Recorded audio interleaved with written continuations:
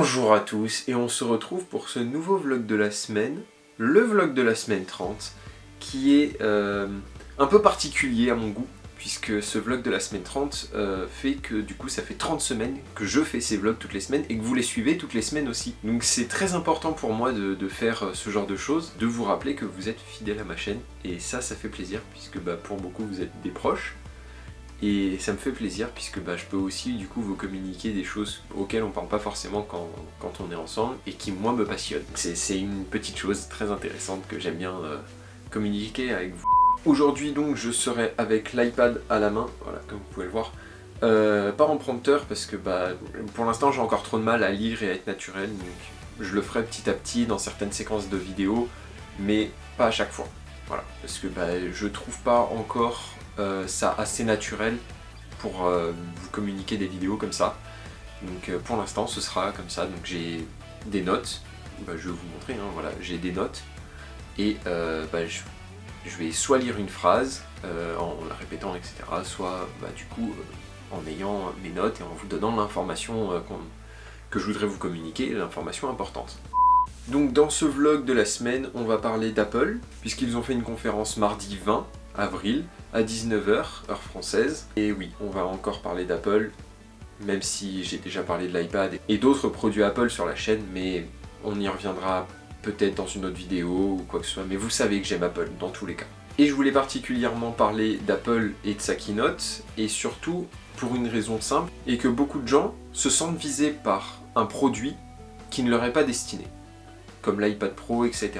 C'est pour des utilisations spécifiques, mais on en reparlera plus tard. J'ai pris cette décision de vidéo premièrement à cause d'un débat que j'ai eu sur Twitter avec quelqu'un qui donnait des arguments qui n'étaient plus possibles d'entendre en 2021, puisqu'il datait d'une expérience avec un iPhone 3GS qui est daté, et donc l'OS et les produits ont beaucoup évolué entre temps, et j'aime pas entendre des arguments qui ne sont pas valables, surtout sur un réseau social où les gens peuvent le lire et du coup s'en faire un avis. Donc le débat a été intéressant avec lui, toujours construit, etc. On s'est pas non plus insulté, ça a été constructif, mais c'était un peu un langage fermé. C'était un peu comme parler à un mur pendant un certain temps jusqu'à ce qu'ils comprennent que les choses ont changé.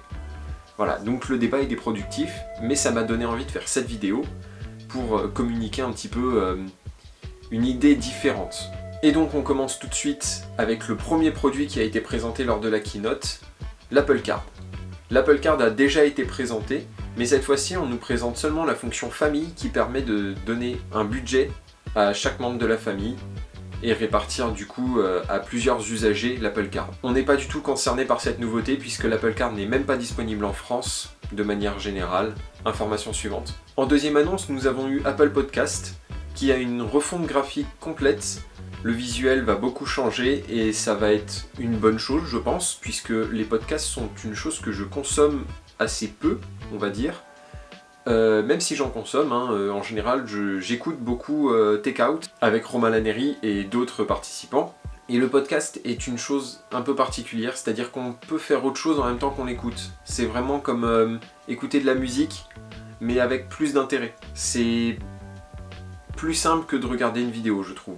C'est plus plaisant, à mon goût. La deuxième annonce pour Apple Podcast a été le système d'abonnement qui permettra, à mon avis, de rémunérer principalement les créateurs, même si Apple va toujours prendre sa marge, on les connaît, c'est connu, ça a fait débat à cause de Fortnite, etc. Mais Apple se fait une marge sur ces abonnements-là, ça l'a toujours été, ça le sera toujours, je pense. Ils ont donné leur prix, ce sera 30% du revenu la première année et 15% pour la suite. Je trouve que c'est une bonne solution pour relancer le podcast, puisque pour beaucoup le podcast c'est être comme là je suis en train de le faire devant sa caméra et faire des vannes, comme aujourd'hui on va faire un podcast sur les écoles, je sais pas si vous avez remarqué mais il y a des écoles. Pour vous c'est ça un podcast en général, alors que le podcast c'est un peu de la radio mais en épisode qu'on consomme quand on le veut. C'est de la radio en VOD en fait, vous avez compris le principe. Et donc pour en revenir au système d'abonnement, je trouve ça très intéressant puisque du coup les créateurs, certes en devant payer, comme il a été annoncé, 19,99€ par an pour pouvoir diffuser en payant sur Apple Podcast, va permettre à certains créateurs d'améliorer leur contenu et à certains d'en vivre. C'est-à-dire que ça va leur donner envie d'améliorer leur contenu. de le rendre toujours plus intéressant, d'approfondir et de continuer. Plutôt que stagner comme sur YouTube quand on n'a pas forcément encore la rémunération. On le fait par passion, mais quand on est rémunéré, c'est toujours un plaisir. En troisième, une annonce qui est sortie un petit peu de nulle part, c'est-à-dire l'iPhone 12 et iPhone 12 mini seront disponibles en violet. Enfin, en mauve, mais voilà. C'est une annonce qui est cool, je pense que ça peut relancer quelques ventes quand même, la couleur est sympa. Bah je trouve ça cool qu'Apple continue à fournir des couleurs, etc. Un peu comme il faisait avec le Red Product qui est maintenant disponible quasiment en permanence. Donc je pense que c'est une bonne façon de communiquer d'Apple, de le fournir dans une keynote comme ça, même si c'est pas forcément le plus simple. Une pub aurait pu suffire avec sur les réseaux sociaux, à la télé, etc. Ok, ça a été cool, on nous a présenté une nouvelle couleur, elle est intéressante, ça peut relancer des ventes je pense, puisque la couleur est vraiment bien. Est-ce que ça avait vraiment sa place dans la keynote à proprement dit? Je suis pas sûr. En quatrième, nous avons les AirTags. C'est une annonce qui m'a hypé. C'est, je pense, le seul produit de cette présentation que je vais acheter, puisque c'est un petit galet qui permet, si on l'accroche à son porte-clés, avec ses clés de maison, de retrouver ses clés. Si on le met dans un sac à dos, de retrouver son sac à dos si on l'oublie quelque part. Si on le met sur une valise, de savoir où est sa valise quand on voyage. C'est une petite chose simplissime, mais bourrée de technologie et qui est très bien amenée par Apple, même si ça existait déjà avant chez d'autres marques, des concurrents, etc. Le fait que ça soit maintenant intégré au logiciel, que ça soit transparent, enfin transparent dans le logiciel, c'est-à-dire qu'on ne va pas dans une application pour chercher, le connecter, machin. Là on va dans localiser, comme quand on cherche son iPad ou quand on cherche son Mac, et on a nos AirTags. Et je pense que la fonctionnalité avec Siri sera disponible pour pouvoir chercher les AirTags. C'est une très bonne fonction, c'est un très bon gadget. J'ai bien dit gadget parce que c'est un accessoire principalement, et ce n'est pas destiné à tout le monde. Tout le monde n'aura pas l'utilité d'avoir un AirTag. Surtout qu'à l'unité, il est vendu 35 € et un pack de 4 existe à 129 €. C'est un budget. On va le reconnaître, c'est un budget pour en acheter 4, etc. Je pense que je vais en acheter un pour mes clés, ça sera toujours pratique. Peut-être on verra dans le temps si j'en achète un pour accrocher à un sac à dos ou quelque chose comme ça.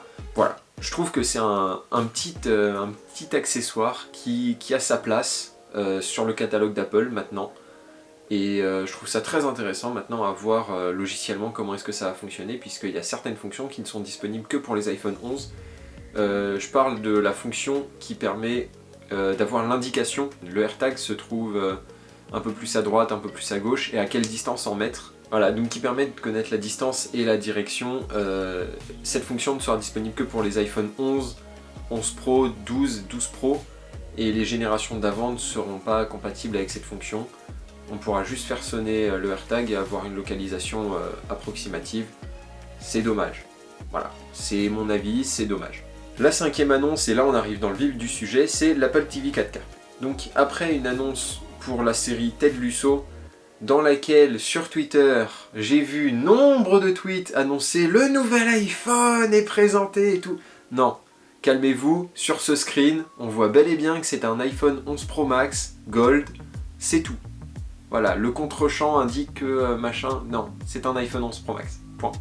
Donc après la saison 2 de Ted Lasso annoncée pour juillet, Apple a annoncé une Apple TV 4K, nouvelle génération.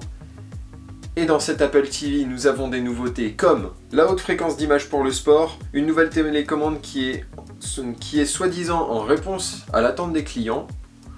Je vois pas où était le problème de l'ancienne. Personnellement, je n'ai pas d'Apple TV, mais après l'avoir testé en Apple Store plusieurs fois, j'ai jamais eu de problème avec la télécommande de l'Apple TV. Donc, ok, vous avez changé la télécommande de l'Apple TV, c'est cool. Ensuite, la plus grosse annonce pour moi pour cette Apple TV 4K, c'est la calibration des couleurs grâce à votre iPhone. Je ne sais pas exactement quelles sont les dispositions nécessaires pour faire la calibration, mais en gros, de ce que Apple nous a expliqué, il faut mettre son iPhone, écran face à l'écran, les capteurs de Face ID, etc. vont reconnaître la dalle, et par une connexion toute simple entre l'Apple TV et l'iPhone, l'Apple TV va régler ses couleurs pour avoir le rendu le plus fidèle à ce que Apple considère comme les couleurs références. Je trouve cette fonction très intéressante puisque un calibrateur pour l'écran, etc. en général est très réservé aux professionnels et ça coûte cher. Après avoir cherché un petit peu, ça coûte dans les environs de 300 €, ce qui est très cher. C'est pas réservé au grand public et je trouve ça génial qu'Apple, encore une fois, soit un pionnier dans l'avancée d'une technologie professionnelle pour le grand public en la rendant totalement transparente. Puisque la seule chose que vous avez à faire, c'est mettre votre iPhone face à votre écran pour le calibrer. Je trouve ça super. C'est d'une simplicité incroyable et Apple est très doué pour ça, rendre des choses simples. Cet Apple TV démarrera avec 32 Go de stockage à 199 € et avec 64 Go de stockage à 219 €. La 6e annonce de la soirée a été l'iMac, qui a eu un renouveau complet, à mon avis. L'iMac, on le connaît avec cette façade depuis une bonne dizaine d'années, au minimum. Et il a très peu changé au final depuis toutes ces années. Il s'est affiné, on a eu des changements pour la connectique, etc. Ok, l'intérieur a changé, on a eu des nouveaux composants, de l'évolution sur les dalles. Ok, mais où était le vrai changement? On n'a pas eu de gros changements. Concrètement, c'était très ressemblant d'une génération à une autre. Et là, on a eu un vrai renouveau. Principalement les couleurs. 7 sont disponibles. Le bleu, le vert, le rose, l'argent, jaune, orange, mauve. Je pense que c'est une très bonne façon de vendre des iMac de nos jours. Puisque les premiers iMac, si vous vous souvenez, étaient aussi colorés. Hein, je vous mets une image ici, les nouveaux, voilà. C'est une bonne façon de vendre, plutôt que juste un truc gris, sobre. Si vous voulez un truc sobre, il existe la version argent, c'est très sobre, mais les versions colorées sont pétantes, c'est très sympa d'Apple d'avoir proposé des couleurs. Je trouve très intelligent d'avoir proposé des couleurs pour diffuser un petit peu l'iMac et le rendre moins snob, le rendre plus familial, plus jeune aussi. Travailler avec son époque, c'est très important et on le voit avec les iPhone 12, les couleurs importent. Ensuite, dans les nouveautés, on a évidemment une dalle 24 pouces qui prendra la place du 21,5 pouces. Cette dalle 24 pouces est Color Gamut P3, très intéressant, c'est une couleur étendue, machin. Je l'ai sur l'iPad Pro, je l'ai sur le MacBook, c'est super. Vraiment, les couleurs sont fidèles, c'est génial. La dalle est 4,5K, ce qui est largement suffisant pour le grand public. Pour visionner vos photos, regarder un film, regarder des vidéos, c'est largement suffisant. Les 3/4 des moniteurs que vous achetez dans le commerce pour des PC Windows ou autres n'ont pas autant de résolution, en général ils sont 4K. Les 6K commencent à arriver sur le marché mais sont excessivement chers. Je trouve ça très intéressant avec le True Tone, toutes les fonctions habituelles qu'on a sur un écran Retina en fait. Une des grosses nouveautés de cet iMac, c'est la nouvelle webcam qui sera en 1080p pour la première fois sur un Mac. Merci, on a enfin la 1080p. C'est très bien. Et oui, parce que même maintenant, si vous achetez par exemple un iMac Pro, et bah d'ailleurs je crois qu'il n'est plus sur le store, mais si vous achetiez un iMac Pro, vous n'aviez qu'une caméra 720p. Et ouais, ouais, vous lâchiez 6 000 € dans un iMac Pro et vous aviez la 720p. Ensuite, Apple a dû forcément avec le Covid revoir ses systèmes de visioconférence et donc la première partie a été la webcam, la deuxième est évidemment les micros, ils sont au nombre de 3 et fournissent soi-disant une qualité studio. On verra bien, j'attends des tests faits par exemple Numérama, 01net, etc. On verra bien. L'autre nouveauté, la troisième, est évidemment le son. Il y a désormais 6 haut-parleurs, dont 4 woofers et 2 tweeters. Ces haut-parleurs sont compatibles Dolby Atmos, qui est une très bonne chose pour vos films et vos séries, comme toujours. Et enfin la connectique, fini les ports SD, fini le port USB-A, ça y est, il n'y a que de l'USB-C. Sur le modèle le moins cher, il n'y aura que 2 ports USB-C Thunderbolt 3, très intéressant pareil pour les docks, etc. On les a depuis un certain temps sur les MacBook Pro, c'est super. Moi j'en demande pas plus, ça me va. Évidemment, les modèles les plus chers disposeront eux de 4 ports USB-C dont 2 Thunderbolt. Vous rajoutez 2 ports USB-C en fait, c'est cool, c'est une bonne chose. Voilà, j'en demande pas plus pareil. Et ensuite, une des bonnes nouveautés qu'on a enfin eu sur cet iMac, c'est le Magic Keyboard qui a eu sa petite nouveauté.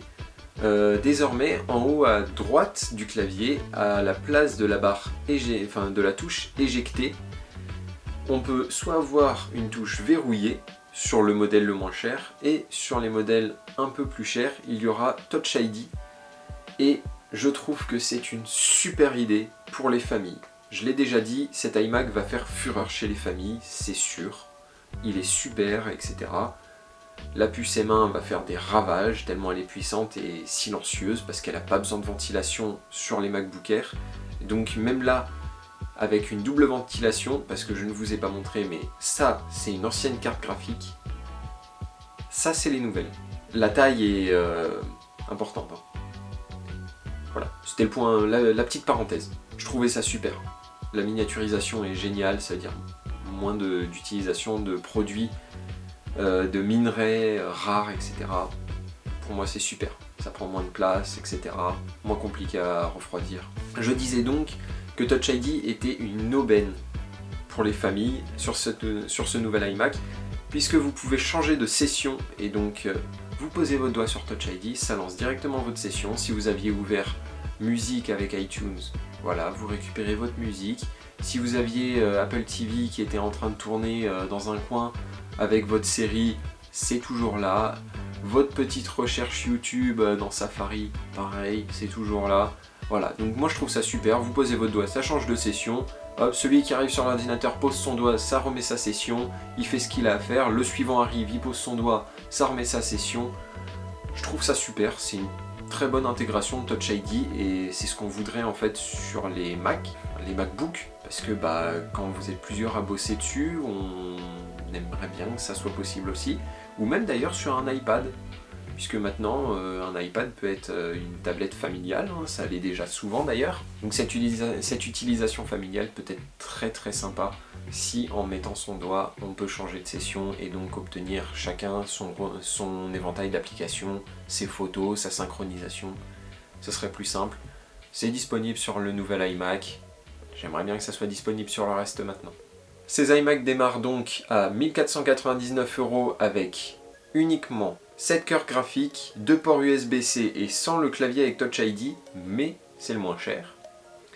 Et pour avoir la version complète, pas la maximale, la version complète avec toutes les nouvelles fonctions, il faudra débourser 1669 € et là vous aurez toutes les nouveautés annoncées. Et enfin, la dernière nouveauté de la soirée qui m'a valu ce magnifique débat sur Twitter, le nouvel iPad Pro. Vous le connaissez sûrement, l'iPad Pro c'est le bébé d'Apple. Ils ont été les premiers à démocratiser l'iPad, la tablette en général d'ailleurs, et a toujours eu un cran au-dessus à côté de toute la concurrence, même si parfois il y a eu quelques retards, mais toujours bien rattrapé. Depuis quelques années, l'iPad Pro est un super outil pour les créatifs, mais alors qu'est-ce qu'a fait Apple pour le rendre encore plus incroyable cet iPad Pro? Eh bien l'iPad Pro était déjà équivalent à une bonne partie des ordinateurs présents sur le marché. Dans une marge de 400 à 500 €, vous aviez des ordinateurs qui étaient moyennement puissants, faits pour faire du traitement de texte, regarder des vidéos, surfer sur le web, pas des grosses tâches. Eh bien l'iPad se positionnait exactement dans ce secteur. L'iPad Pro était un poil au-dessus, proposant 2-3 fonctions qui étaient un peu plus poussées. Et désormais, en insérant tout simplement la puce M1 qu'ils font eux-mêmes dans l'iPad Pro, et ils ont donné la puissance d'un ordinateur dans une tablette. Ouais, ils l'ont fait, ouais. Cette puce M1 est donc fournie avec 16 Go de RAM et 2 Tera au maximum, mais de base, si vous prenez la version 128 Go, vous aurez uniquement 8 Go de RAM. Je ne connais pas le palier, je vous le mettrai ici pour passer à 16 Go. Concrètement, peut-être 2% des gens auront l'utilité de ces 16 Go de RAM et de ces 2 Tera. Pour les étudiants, ça peut être bien, mais en vrai, le cloud, c'est beaucoup mieux. Si c'est juste pour stocker des fichiers tels que des pages, des Word, etc. Vous embêtez pas, un cloud, ça suffit. Pas besoin d'avoir 2 Tera sur un iPad, sauf si vraiment vous n'avez jamais de connexion ou un vraiment tout petit forfait 4G. Et en parlant de 4G, désormais l'iPad Pro sera fourni avec la possibilité de choisir la fonction cellulaire en 5G, ce qui est plutôt cool vu le développement de la 5G à l'heure actuelle et les débits qu'il propose pour s'envoyer des fichiers assez lourds, etc., regarder des séries en 4K, etc. Voilà, l'utilisation est sans limite, télécharger des applications super vite, récupérer des fichiers sur un cloud. Ils se mettent à la page en fait, au final, il n'y a rien à dire de plus, ils se mettent à la page. Petite nouveauté encore, le port USB-C qui sert à recharger l'iPad et à connecter quelques docks devient Thunderbolt 3, ce qui va permettre par exemple de le connecter au Pro Display XDR, et d'ailleurs cet écran on va en parler un peu plus. Mais avant de parler de cet écran, on va revenir vite fait sur la nouvelle caméra frontale. qui va permettre de faire des FaceTime, copiant un petit peu la fonction de portal de Facebook, de suivre une personne en se déplaçant. Par exemple, si je vais à droite ou à gauche, eh bien la caméra va venir déplacer un petit peu puisqu'elle est grand angle. Si je m'éloigne, elle va zoomer vers moi, et si je me rapproche, élargir le champ. C'est totalement électronique, mais c'est une bonne chose. Pareil, j'ai pas grand chose à dire là-dessus, c'est une bonne fonction qui est intéressante maintenant en 2021 avec le Covid. C'est une fonction qui a tout à fait sa place sur cet iPad à l'heure actuelle. Maintenant, revenons à l'écran de l'iPad Pro. Comme vous le savez, il y a une version 11. La version 12,9 pouces a eu de grands changements. L'écran passe en mini LED, ce qui est génial puisque du coup il est mieux éclairé. Donc un meilleur rétroéclairage veut dire un meilleur contraste, une meilleure finesse dans les images. Et surtout, il a beaucoup de similitudes avec le Pro Display XDR, puisqu'il récupère son nom tout simplement. On va du coup avoir la nomination technique d'Apple qui sera le Liquid Retina XDR. Toujours plus compliqué, oui, on sait, c'est Apple, ils aiment bien donner des noms compliqués, mais en attendant, c'est très cool, le contraste est génial, etc. Mais c'est là que j'ai un problème avec les gens sur Twitter du coup, c'est que cet écran a une fonction que personne qui regarde cette chaîne à l'heure actuelle n'aura l'utilité. Voilà, c'est dit. Même moi, j'en aurais jamais l'utilité. L'écran du nouvel iPad Pro 12,9 pouces est concrètement réservé aux designers, aux dessinateurs, aux photographes. Bien sûr, si vous ne connaissez pas le Pro Display XDR, c'est un moniteur destiné aux professionnels, puisqu'il y a Pro quand même dans son nom, et il est vraiment bien indiqué qu'il est pour les professionnels, puisqu'un ordinateur équivalent, avec les mêmes spécifications techniques sur le papier, par exemple chez Sony avec le, je cite, BVM-HX310, voilà, ça ressemble à ça. C'est un moniteur pro qui est calibré, qui a une certaine densité de couleurs, qui a un certain espace colorimétrique, qui a un certain ratio de contraste, qui a beaucoup de choses très spécifiques aux personnes qui travaillent l'image. Eh bien, cet écran, chez Sony, est vendu, attention, 42 750 €. Vous avez la... voilà, je vous le mets là, 42 750 €. Et à côté, Apple propose donc son Pro Display XDR pour la modique somme, pour les professionnels, de 5 499 €. Je vous mets la différence là, voilà. Ça, c'est l'économie que chaque entreprise va faire à chaque fois qu'ils vont acheter un écran pro. Voilà, je vous rappelle que cet écran ne vous est pas destiné. Il n'est pas destiné à moi, il n'est pas destiné à ma mère, il n'est pas destiné à mon voisin, il est clairement destiné aux professionnels qui font de l'image, pour qui c'est leur gagne-pain. Certaines personnes qui travaillent l'image, telles que des photographes pros, etc., vont avoir besoin de cet écran. Des gens un peu amateurs avec le budget peuvent se le permettre par plaisir, mais ce n'est pas pour vous. Cet écran n'est pas prévu pour le grand public, comme l'iMac Pro ne l'était pas prévu, comme le Mac Pro qui est actuellement le fameux problème d'Apple avec cette soi-disant râpe à fromage. Ok, le design est particulier, mais en attendant, il n'est pas fait pour vous, parce que vous n'en avez pas l'utilité. Pour vous, en général, un MacBook Air peut suffire, ou un iMac. La désignation Pro est devenue faussée à cause des iPhone 12 Pro, iPhone 11 Pro, qui en fait n'ont rien de pro. Donc cet iPad Pro est clairement un killer dans l'industrie du PC et de la tablette, puisque en termes de tablette, rien n'arrive à son niveau, ne serait-ce que s'en approcher serait complètement superflu tellement il est au-dessus. Là, ils ont pris 5-6 ans d'avance, Apple, donc si vous voulez pas d'Apple pour une tablette mais que vous voulez la puissance, vous pouvez attendre un moment. Et enfin, pour les PC, je pense que n'importe quel ordinateur portable en dessous de 800 € n'est plus du tout intéressant comparé à un iPad Pro. Sauf si vous avez une utilisation très spécifique pour jouer, pour lancer des logiciels qui n'existent que sur Windows, pour faire tourner Linux, pour faire tourner des machines virtuelles. Mais à ce moment-là, c'est que vous n'avez pas l'utilité d'un iPad Pro. Réfléchissez à ce que vous faites de vos ordinateurs et peut-être que l'iPad Pro peut être une très bonne solution. Puisque le modèle en 11 pouces commence à partir de 899 € et donc il n'est pas si cher. Je le recommande parfaitement aux étudiants et aux personnes qui n'ont pas forcément l'utilité d'avoir vraiment un ordinateur physique avec un clavier, une souris, un trackpad, etc. Une tablette peut être parfaite. Si vous ne faites que de la lecture vidéo, lire des articles sur internet, surfer sur le web de manière générale, faire quelques achats, ok. Mais si vous avez des utilisations un peu plus spécifiques en ayant besoin de logiciels, de choses vraiment ancrées dans certains types d'usages, ok, un ordinateur sera fait pour vous, donc je ne vous recommanderai pas un iPad Pro. Ou même un iPad en général d'ailleurs. Et donc, pour en revenir au 12,9 pouces, il sera disponible à partir de 1219 €. Mais à ce moment-là, il est destiné vraiment aux entreprises et aux créatifs, car les fonctions proposées sur cet iPad ne sont clairement pas faites pour le grand public et sont vraiment pour une certaine niche de personnes qui ont besoin de certaines fonctions et qui vont les obtenir sur cet iPad Pro 12,9 pouces. Le fait que l'iPad soit aussi très transportable joue énormément dans le choix entre un ordinateur et une tablette. Voilà donc les points que je voulais aborder avec vous sur cette keynote et je vais donc conclure cette vidéo avec un petit avis personnel sur ce que j'attendais et ce qu'on a eu. Et personnellement j'attendais un MacBook Pro 16 pouces avec une puce M1 et malheureusement je ne l'ai toujours pas. On est beaucoup à être laissé sur la touche là-dessus.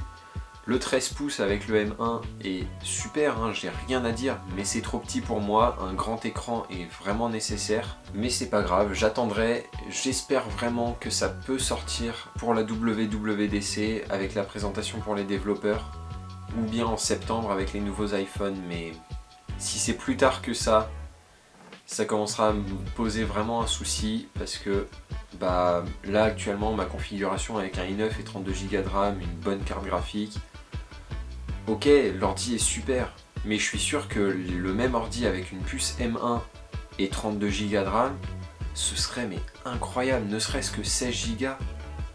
On sait que c'est incroyable, alors s'il vous plaît Apple, faites un MacBook Pro 16 pouces, M1, 32 Go de RAM, avec une bonne partie graphique. Et je suis aux anges. Comme beaucoup je pense, hein. Les gens qui ont besoin d'un grand écran et d'un MacBook, vous les avez un peu laissés sur le côté.